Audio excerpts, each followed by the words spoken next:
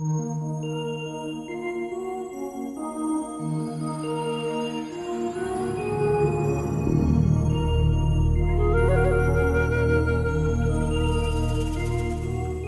Out Loud, a program designed to explore in-depth interviews with writers to hear that words have voices.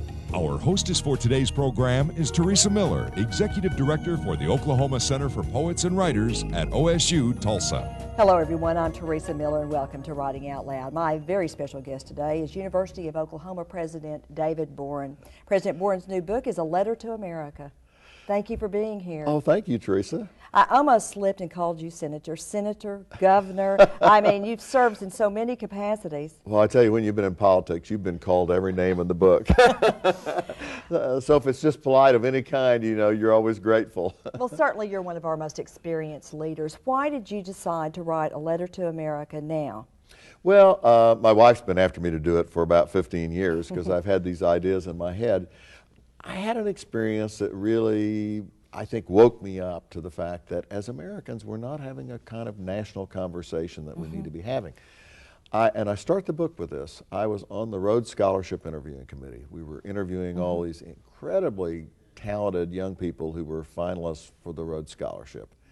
And as we were interviewing them, we were throwing one question after another. Oh, I mean, they could answer any question you threw at them. And all of a sudden, for some reason, I just said, how long do you think the United States is going to be the world's leading superpower, or one of the world's leading superpowers? And first it was a young man who'd answered every other question brilliantly, and he sat silent. And he looked down at his feet, and he didn't say a word for the longest time. It was embarrassing. And he looked at me shocked, like he wanted to shout out, forever, of course. And I said, well, let me help you a little bit. You know, we don't still have the British Empire. We don't have the Roman Empire. The Greeks don't rule the world. The Ottomans don't rule the world anymore. Surely you don't think it's going to be forever. It's never been forever for any other country. And I said, so how long do you think it'll be for the United States? How long are we going to lead the world? Still silence.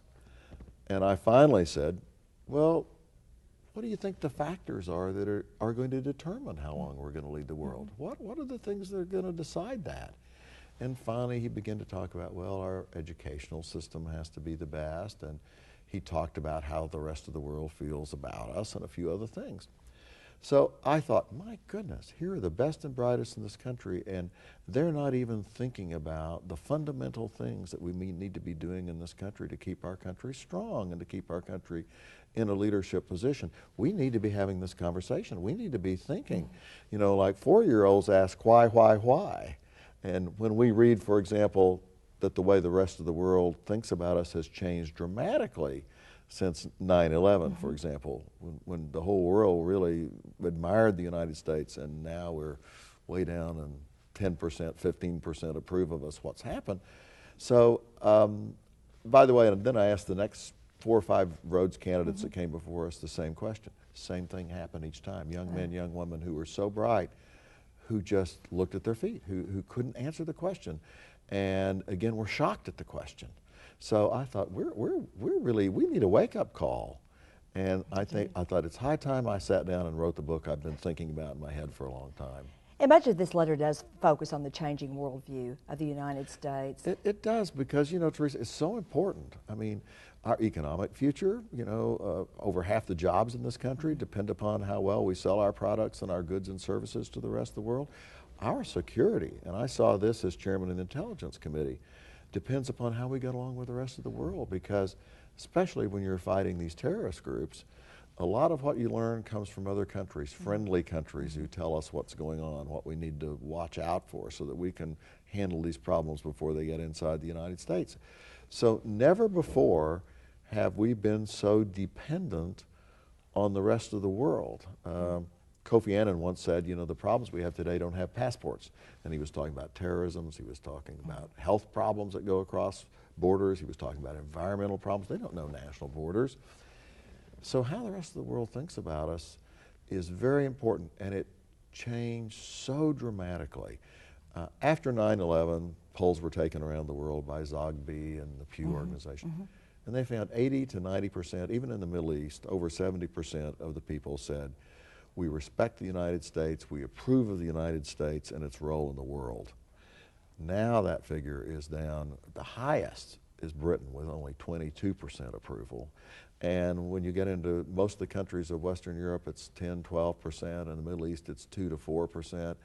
You know, this is really, it's so alarming. Never in our history have we had such low approval from the rest of the world. I'll give you one shocking one, and I don't want to go on here with a senatorial filibuster, but one really shocking poll that came out recently. They asked the people of Canada, Britain, France, and Germany, who do you think has a more positive role and influence in the world? The President of the United States or Mr. Putin of Russia?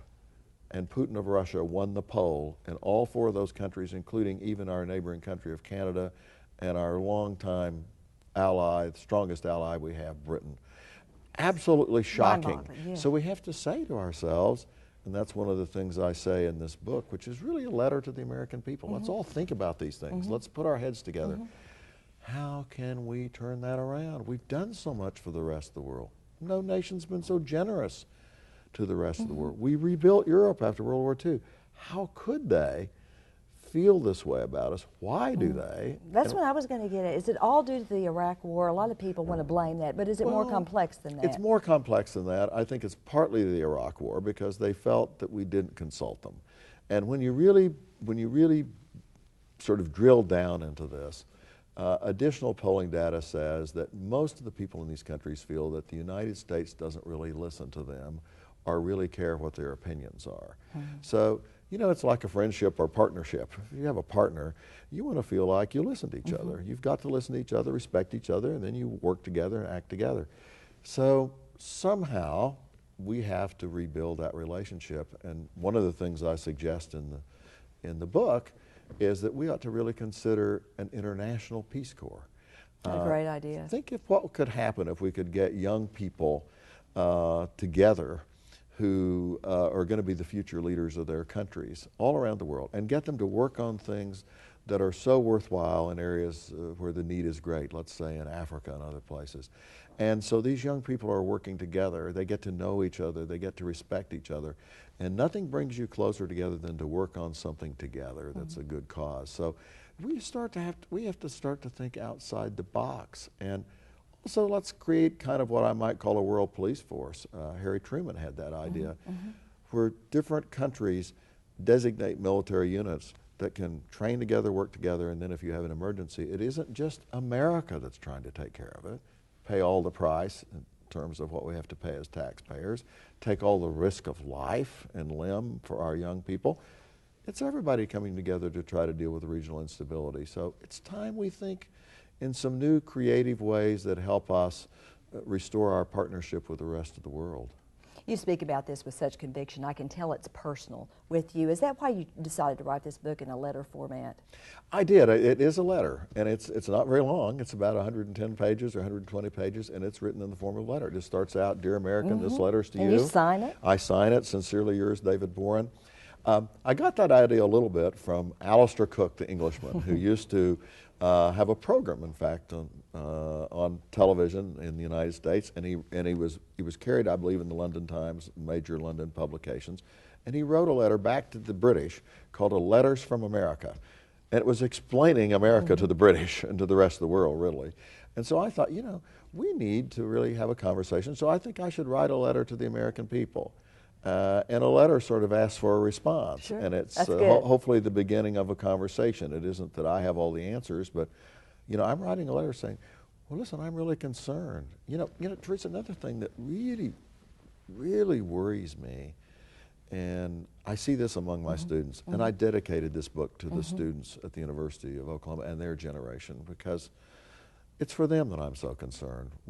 Our parents and our grandparents left this nation greater for us. We've got the same obligation to leave it greater for them, and we're in real danger of sliding back. And another shock, you know, you ask, why did I write this? Part of it was that experience in that interview. Another was reading the poll, and this happened about 18 months ago.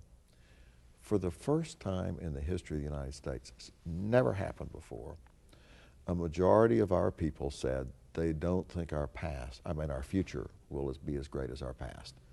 We've always believed that our future would be better and better, that we'd leave things better for our children. Now about 65% of the American people say, no, our greatest days are behind us. That's a terrible thing. And sociologists and historians and political scientists say, if you want to know how healthy, how strong a society is, look at their attitude toward their future. Are they optimistic or pessimistic about their future? I'm happy to tell you, it's very interesting. They took the same poll in Oklahoma. After that national poll came out and people were shocked, I believe it was the Tulsa World, took a poll here in Oklahoma, commissioned a poll. Do you think our best days are ahead of us or behind us? People in Oklahoma, it was almost the exact opposite. 2/3 thought our best days were still ahead of us. So in a way, I think we have a role to play as Oklahomans, taking that spirit that we have, that optimism about the future. But part of it, there are a lot of reasons for it. The cynicism. My students, when I was in college, I looked at the polling data, 75% felt Congress and our government cared about people like us. Now it's around 18%. It's shocking. A lot of it's money and politics. Absolutely. People think that the offices are for sale. And they think that, oh, there's always been lots of money in politics. Not like there is today. Teresa, I look back, the Carter-Ford race for president, and what looks like is going to be spent based upon projections this time, 30 times as much is being spent now as then. Even if you adjust for inflation, it's 15 times as much. And 98% of the time, the candidate with the most money wins, especially for congressional races and so on. And the money's, over half the people elected to Congress get over half their money from special interest groups, PACs, political action committees, that people that don't even live in their states. So people have the feeling they're getting very cynical. They're beginning to say, well, the government doesn't represent us, it represents these special interest groups. We don't have any say in grassroots democracy anymore. And the middle class shrinking as it is. Every year the middle class is shrinking by about 1% in size in our country. And you say we've got to have the middle class. That's one of the main points of the book. It's the glue that holds us together. You know, I mean, if we become, Louis Brandeis, the Justice of the Supreme Court, once said, you can have a democracy and you can have a country that is sharply divided between a few very wealthy people and many very poor people with no one in the middle, but you can't have both very long. And he's so right. That's where the stability of our country comes from. And last year in our country, when the figures came out, the top 0.1% of Americans' income went up an average of $4 million a year. The top 1% went up almost $1 million a year. The other 90% of people in the country either stayed the same or went down, mainly lost income in terms of real purchasing power. And yet they've got to get health care, they have to educate their children, all the rest of it. The middle class is in a real squeeze in this country, and the extremes are the highest they have ever been since a certain year in our history, 1929. Incredible, isn't it? And as one student pointed out recently, it didn't turn out very well in 1929. So all through the Eisenhower years, the Nixon years, the Kennedy years, all those years of history, the top 10% of people in this country had about 30% of the wealth. Today they have well over 50% of the wealth. We've never had such a maldistribution in terms of weakening the middle class. You mentioned health care. What is your feeling about universal health care? I think somehow we have to come to universal health care because, and people talk about the cost, well, we're already paying the cost. The people who have health insurance, the people who can pay, are paying for those who don't have it. And so therefore the hospitals, the medical profession have to increase the costs on the rest of us to pay for those that don't have the insurance. And the worst thing about it is when they don't have the insurance, they wait until the last minute as an emergency or something terrible happens to them because they're worried because they don't have health insurance. So they wait until they're truly critically ill, and of course that costs the most. Oh, absolutely. I tell the story in the book about a friend of mine who is a carpenter, a home builder, 5 children, worked hard all his life, never been on welfare. We'd say grade A American citizen, hard-working, middle-class person, but he tried to educate his children, make his house payments, never felt he could afford health insurance. Then all of a sudden he has very expensive heart bypass surgery. He was terribly afraid, I mean, you know, well over $100,000, afraid he'd lose his home. And so he goes home doesn't want to ask his children to help because they're all starting their families. He has these horrible pains. Well, it turns out his appendix ruptured. He didn't tell anyone he was in pain because he was worried about the health bills he already had. He almost died. His appendix ruptured. Of course, he was rushed to the hospital, kept in intensive care 6-8 weeks. You can imagine the health bills there. And there he is. And you know, when I heard about him and I heard that he almost died, I said to myself, how can I sit here as an American and feel my life is worth more than his? It isn't. He is a wonderful person, hardworking, supported his family, paid his taxes, but he couldn't afford health insurance, and he almost died because of it. And how can any of us sit here and live with that? So I think that these are things we have to change, and we have to think about how to change. We've talked a little bit about campaigning. One problem that you bring up in the book is partisanship. Yes. And you're a loyal Democrat. We know that. But at what point does loyalty to your party undermine what we need as a country? Well, it does undermine it. You know, when I was a young boy growing up, one of my heroes was Sam Rayburn, who was Speaker of the House for many, many years. And of course, he was a Democrat. But I remember him saying to me, David, to be a good Democrat, you have to first be a good American. And I think that would be said by a lot of Republicans as well. And we've gotten to the point, it used to be, you think about after, we won the Cold War for one reason, bipartisanship. You think about the end of World War II, and here we had the Marshall Plan. If we'd not had the Marshall Plan to rebuild Western Europe, the communists would have come in. They would have taken advantage of the hunger and the despair. And think what could have happened to us if we'd been left all alone in the world, encircled by the communists who had taken over Europe and the rest of the world. Instead, now this is amazing, here we'd just gone through World War II, lost our sons and daughters in battle, had rationing at home, had taxes at home to pay for the war. And here the President of the United States comes out and says, now we're going to tax you, and we're going to help rebuild Germany with it, we're going to help rebuild Italy with it, and so on and so forth. Just think of the 30-second attack spots the Republicans could have used then. Sure. And one of my heroes is Arthur Vandenberg, a Republican who was chairman of the Senate Foreign Relations Committee. And he came forward and he said, this has to be done for America. We're not going to attack it. And so Republicans and Democrats got together and they passed the Marshall Plan, and they started a policy of containing communists from moving forward, and they started NATO. So literally, we won the Cold War because on crucial decisions, Democrats and Republicans could set aside their differences and work together. Now we don't see that anymore. They don't even become friends anymore. And the gridlock that develops, you can't pass any controversial bill because of the filibuster rules through the Senate without 60 votes. It's been a long time since we've had 60 votes, either all Democrats or all Republicans. And that means you've got to get a substantial number of people from both parties to pass anything that matters, whether we're talking about health care, whether we're talking about a new kind of foreign policy that reaches out where we don't take all the risks. So we have to get that spirit of bipartisanship back again, and frankly, I would love to see the next President of the United States, whether a Democrat or Republican, appoint a unified cabinet. That's what Churchill did during World War II. He put equal representation from all the political parties into his cabinet, and he started meetings all the time, and we need to have this happen led by our president, whoever it is, with people from both parties, the congressional leaders of both parties. Hammer things out in private before you get out there and have a big public fight over it. Come out with a bipartisan proposal instead of say, okay, here's the Democrat proposal, Republicans will be against it. Here's the Republican proposal, Democrats will be against it. We have to create some new working groups. Right now, the only working groups in Washington are the Democratic caucus and the Republican caucus. And they meet together in separate rooms every week, and they plot strategy on how to score points on each other.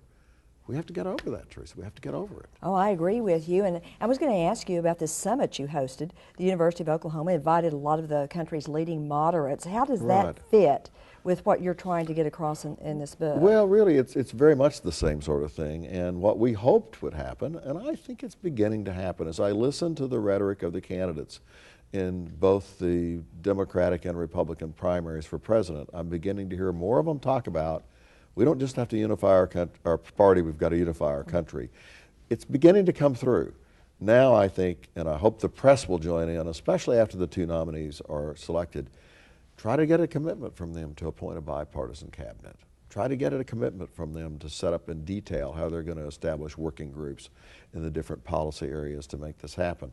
So our conference, we knew that this group couldn't solve anything by itself, but we hoped that we would sort of start affecting the tone of where we were going with American politics and make it easier to establish a bipartisan government after the election, no matter who wins. And giving a little perspective, and you know, one of the other things I talk about in the book, and it's one of the reasons why I think David McCullough, the great historian, wrote a description of the book or an endorsement of the book on the back page of it. And Jim Lehrer. And Jim Lehrer as well, is alarm over the fact that we have a crisis of citizenship because people don't know our own history anymore. Students are coming out of school not knowing how our government works.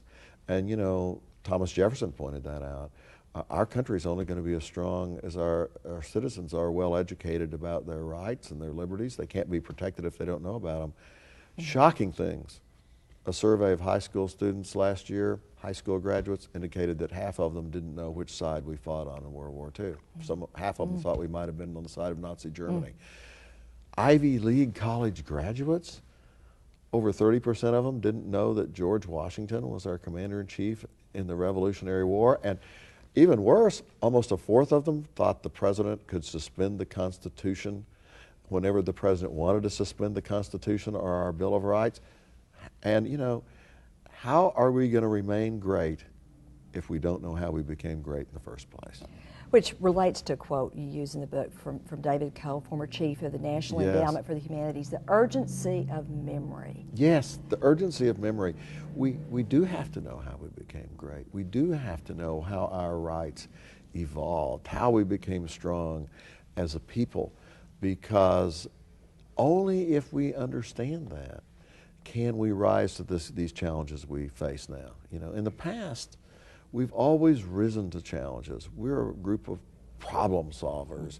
You show the American people, and when we have a crisis, like a Pearl Harbor or a Great Depression or whatever, no people have ever come together the way we've come together. It's really remarkable how we come together.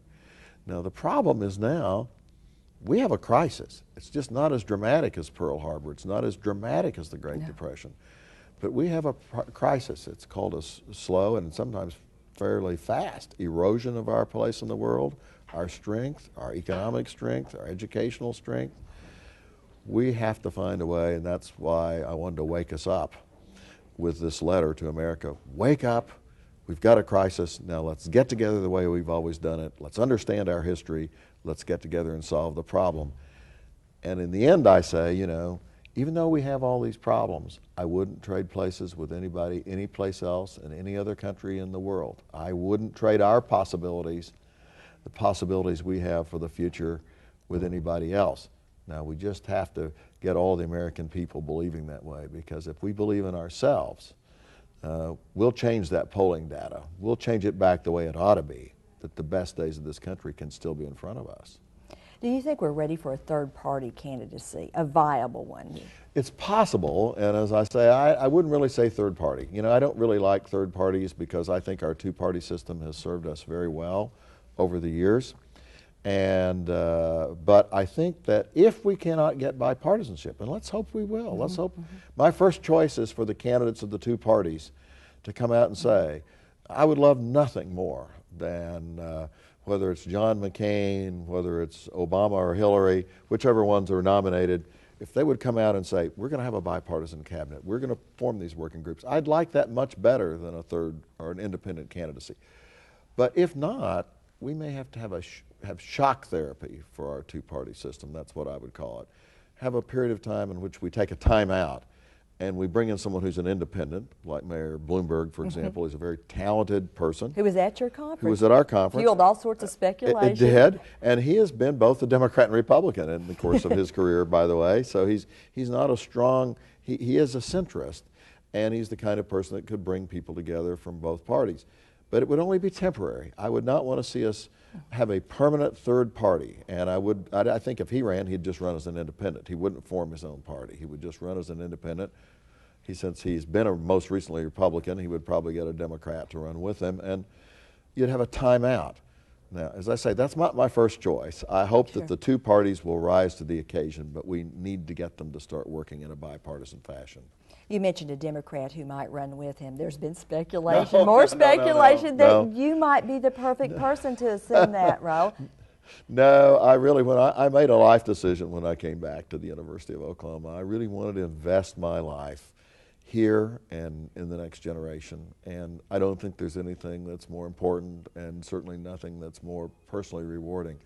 So would I try to help whoever the next president is? Would I be willing to shuttle back and forth up to Washington and, say, be in a kitchen cabinet, so to speak, or be an informal advisor to someone, or help get an International Peace Corps started or something like that? Yes, but I'd like to do it in a way in which I could still stay living in Oklahoma and still be president of the University of Oklahoma, because I've had no experience more rewarding than that. I love this generation of Americans, especially Oklahomans.